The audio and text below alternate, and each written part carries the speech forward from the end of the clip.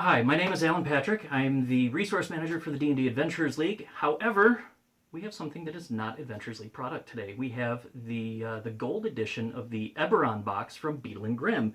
And with me today, I have an extra special guest. Hi, I'm Jenny Loveday. I don't know, I don't have a cool title like he does, but that's okay. Well, you do stuff for various charity organizations. You help organize events all over the country. So a lot of our gamers may have actually seen you in some of those places, say versus Hunger, MomoCon, bounce around through the big shows. Yeah, also. That is right. Do bounce around through the big shows, do a bit of cosplay. I've got a purple-haired tiefling that's pretty popular with people. Do a little bit of podcasting, quite visible online and stuff. So you probably, maybe know my name, but anyways, excited to be here. Right on. So the box from Beadle Grimm this time around is not quite as large as normal. Get the first couple of opens to it. Let go. There we go. Stuff. All right, let's bring out stuff. So as you can see, this is our first time opening it. We have not seen the interior of this before. You want it again? Yes, I love bubble wrap. As Yes. do we all. Okay. Ooh, that's fancy. I like that. That was super shiny. Okay, let's get rid of the That box. thing. Yeah, bubble wrap. Bubble We don't wrap. need that. That's So, for later. yes, that is for later. So we have, here we go, Rising from the Last War. All foil stamped and everything. That's pretty slick. Runes, got a great big cog on the front. Super shiny, the shimmer. It's gonna look great on the shelf. Yes, Big fan. yes. So, as per usual, we get their full color fold out. Shows everything that you're getting inside the box, along with a little letter from Bill, Charlie, John, Matt, that whole group. Of course, they also have links and references to all their stuff on their website. Throw that up there. Then we have a little bag, which... A mystery bag of stuff. I know, I didn't read the thing, so I don't know what's in here. No, it's a mystery to everybody. I do know how to open bags. Don't be defeated by the knot. No, I will not. Oh, Ooh, we've got some little gems. nice. Some little gems. Shards.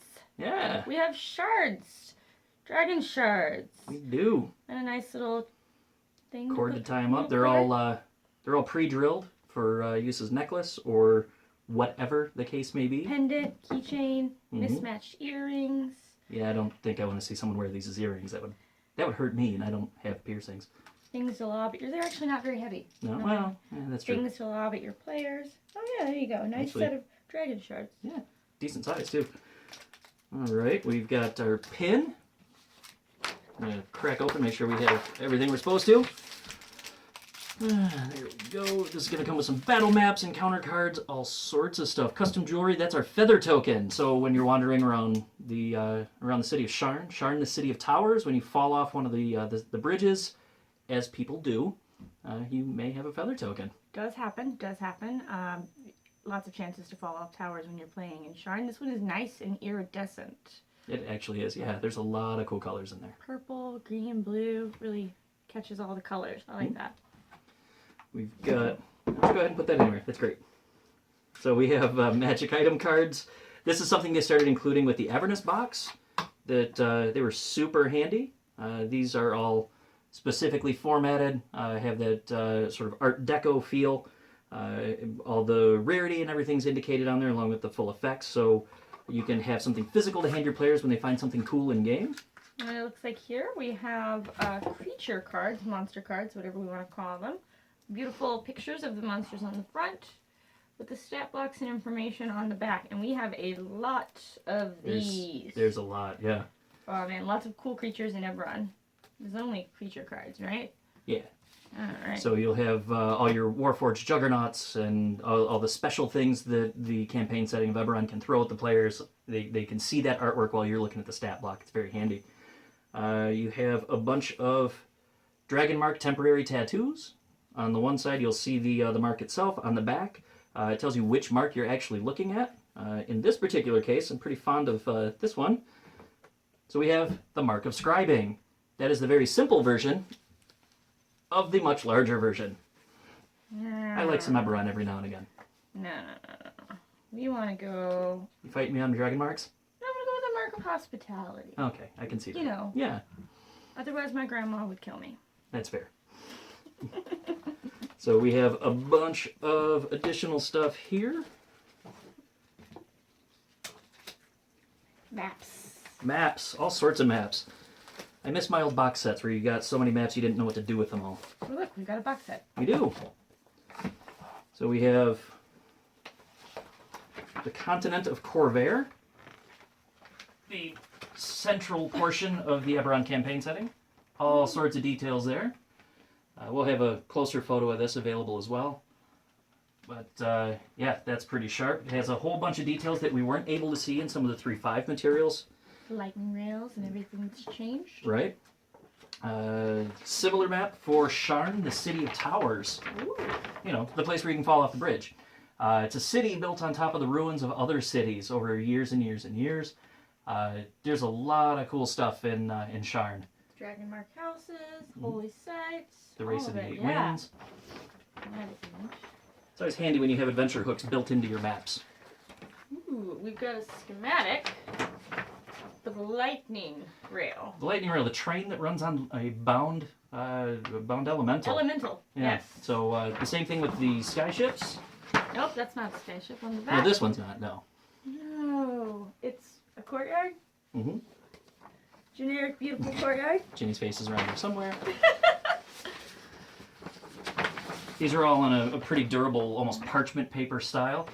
Good texture. Yes. We've got the airship. Complete with all of the information, including the poop deck. The poop deck. It's very important. What do we got on the back? This one is Terminus. Terminus, the station where you catch all of your very important rides. Mm-hmm. Catch the lightning rail there, transfer it to your skyship, and away we go. You got your tower. You can see the skyship coming in, all for scale and reference. Really reminds me a lot of World of Warcraft with the skyships coming into the tower. That's true.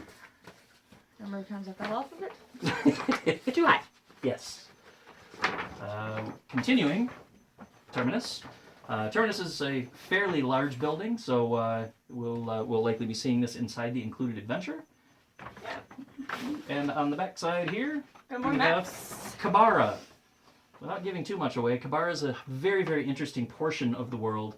A lot of psychic stuff going on in Kabara. Ooh, we have a Colossus. The Fallen Warforged Colossus. Oh, there we go. That is beautiful. So, yeah, giant hollowed out thing. It's very Eberron. Can't really say too much more without spoiling stuff from the adventure itself. And we've got another bit of a sky coach. Upper view of a sky coach.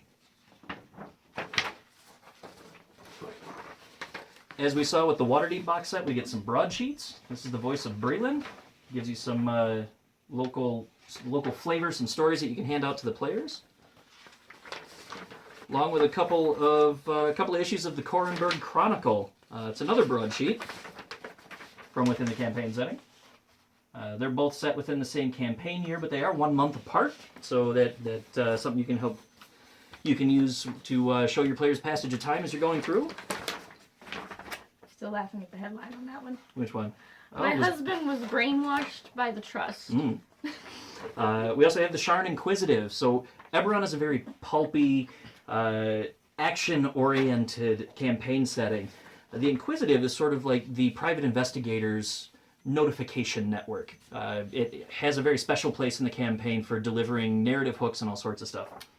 Got a secret letter. It's very secret though, so probably shouldn't be showing shouldn't give that everybody. away. Oh.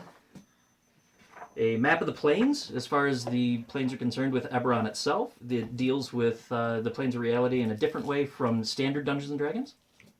Nope, can't do it. No, I get it. Come here, you. There we go.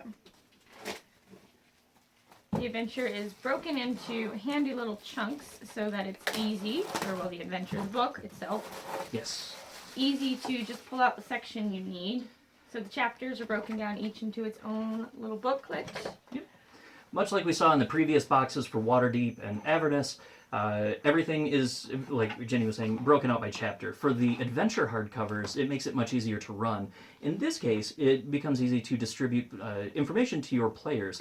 If they need just a certain section regarding Corvair, you can hand them the Corvair book, and they don't see the story details. You don't have to hand over the adventure and potentially give away some upcoming twists and turns and secrets. Like the adventure itself. Very small. I like this one though. It's a lot of fun. And then we have a beautiful DM screen. This is something that Beadle Grimm has been very good about putting out with every box set. They do a custom DM screen that summarizes a whole bunch of stuff about the hardcover itself, or in this case, the campaign setting. You usually can find some custom art that's been commissioned for the front, or a blown out, much improved version of what you might have found in the book. And then on the back side, you have campaign specific information. Here we've got cost of communications and services, reference for key organizations, dragon marks in their houses, a little bit about the deities of Eberron, and again, all of this wonderful art that is exclusive to the Eberron campaign. Beautiful. All right, where are we going back to now? I'm going back over to this thing. Back to the adventure. Yes, going back to Forgotten Relics. So Forgotten Relics is it's a great way to get people interested in the campaign setting itself and to introduce them to some of those pulpier mechanics and just plot devices, things that you don't normally find in your traditional fantasy settings. It's private investigators and fisticuffs and intrigue more so than the gods meddling in daily life. It's got a bit more of the noir feel than the Forgotten Realms. I definitely enjoyed that when I was doing the writing for it. Yes. It was fun. And you'll also find as your players go through, they'll be interacting with races in new and different ways. And you do find a number of references to that inside the adventure. Goblins, for example, have the longest established kingdom in the entire world. They are a highly civilized race. You've got Warforged, which are viewed by some as automatons, but they are a race unto themselves for a lot of reasons. But they do have their own personalities, and they are a key component of what defines that world. Their own factions, organizations, crime lords, whatever. Everyone's got all of that. Everything is shades of gray in Eberron. But the gold box that we have from Beadle Grimm comes with a whole bunch of stuff. Hit up their website if you're looking to pick up a copy for yourself. As far as I know, everything is still in stock. This one wasn't limited to 1,000 pieces like the previous ones. Give them a shot. They'll treat you right.